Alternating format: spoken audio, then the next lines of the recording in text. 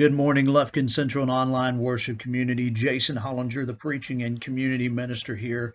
And in our time in Jesus and Coffee this morning, we are continuing a 5-part series on the vision that John received as recorded in Revelation chapter 1, verses 9 through 20. We began the week on Monday looking at it in light of context.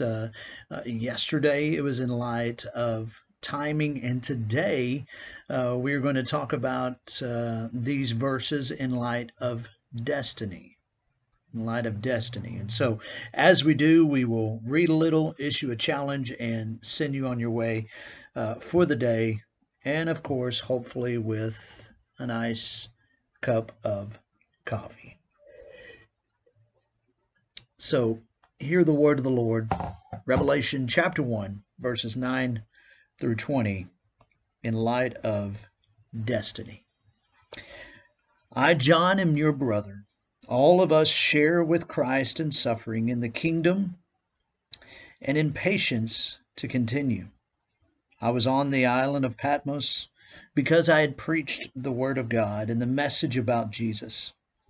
On the Lord's day, I was in the Spirit, and I heard a loud voice behind me that sounded like a trumpet. The voice the voice said, write what you see in a book and send it to the 7 churches, to Ephesus, Smyrna, Pergamum, Thyatira, Sardis, Philadelphia, and Laodicea. I turned to see who was talking to me. When I turned, I saw 7 golden lampstands, and someone among the lampstands who was like a son of man. He was dressed in a long robe and had a gold band around his chest. His head and hair were white like wool, as white as snow, and his eyes were like flames of fire. His feet were like bronze that glows hot in a furnace, and his voice was like the noise of flooding water. He held 7 stars in his right hand, and a sharp, double-edged sword came out from his mouth. He looked like the sun shining at its brightest time. When I saw him, I fell down at his feet like a dead man. He put his right hand on me and said, "Do not be afraid. I am the first and the last. I am the one who lives. I was dead, but look, I am alive forever and ever. And I hold the keys to death and to the place of the dead. So write the things you see, what is now and what will happen later. Here is the secret of the 7 stars you saw in my right hand and the 7 golden lampstands. The 7 lampstands are the 7 churches, and the 7 stars are the angels of the 7 churches." You know, as I look at these verses,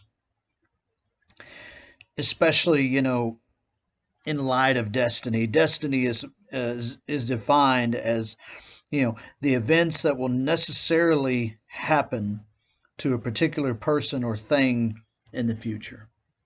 About these things that are to come, these things that will happen. John is told, something that he sees. He's given this vision, and he's told to share something that somebody else needs to see.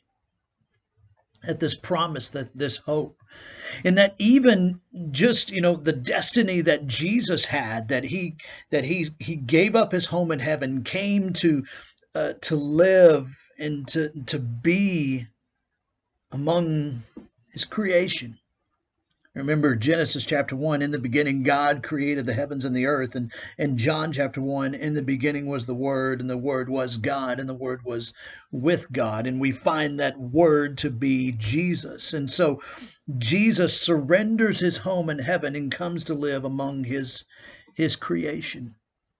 And the destiny that he had for him, that yes, one day he would die for us. But as we're going to celebrate in a few weeks, Easter Sunday, we celebrate resurrection.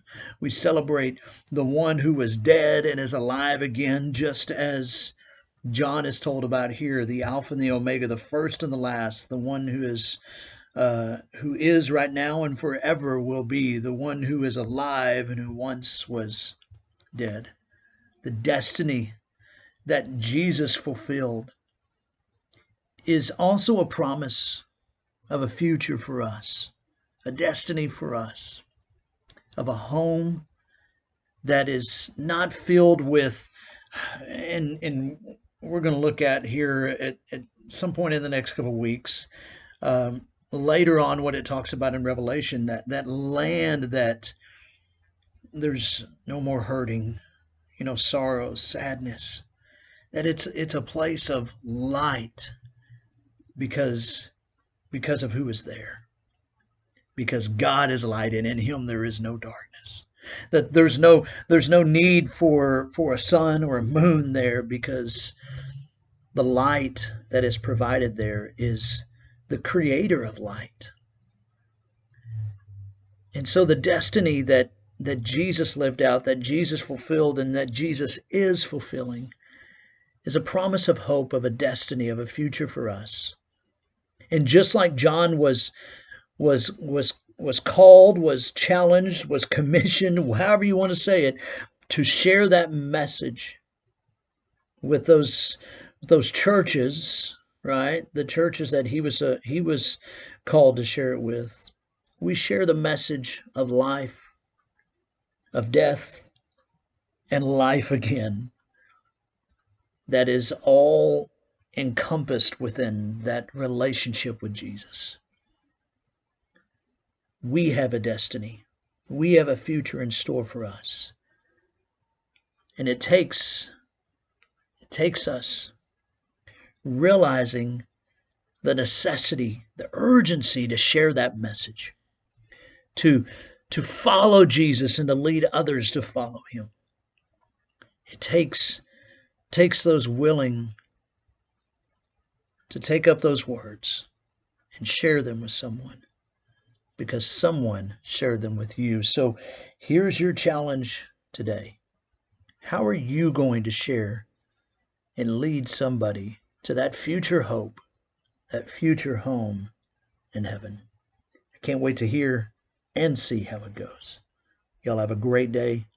God bless.